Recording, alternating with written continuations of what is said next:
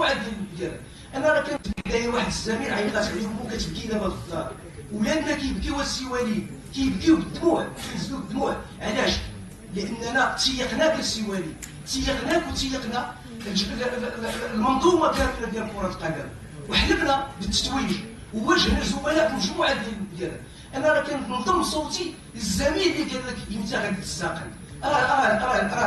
راه سؤال مشروع السوالي، امتى غادي تستقل باش تكفر على هذا الشيء. لانه دابا فاش كتشوف بحال هذا الشيء تيبقى فيك. دابا انا ماشي مع الركراكي، راه والله الدراري تبقى تقولوا لي كتجي من هذا ولا كتجي من هذا، راه ما كنجي في طب الموتى واحد، انا غير مع الحق. حتى هو علم الله هو كيداير دماغه دابا شي غير الجلسه اللي داير. انا كنعرف الركراكي فاش كيكون جالس في لي كونفيرونس تيكون جالس واثق، غير من الجلسه ديالو كتحس به واثق. راه الجلسه اللي داير دابا راه ديال علم الله، اقسم بالله العظيم راه داير جلسه ديال ما واثقش في راسو، وعاد واحد تياتاكيه. واش فهمتي ولا ما فهمتوش؟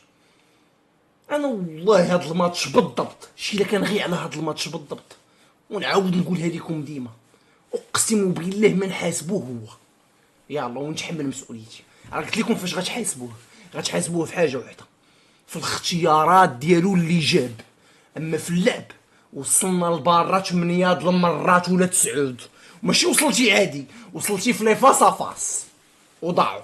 حنا عشنا في الوهم، واليوم نكبه كنعيشوها. وشكرا.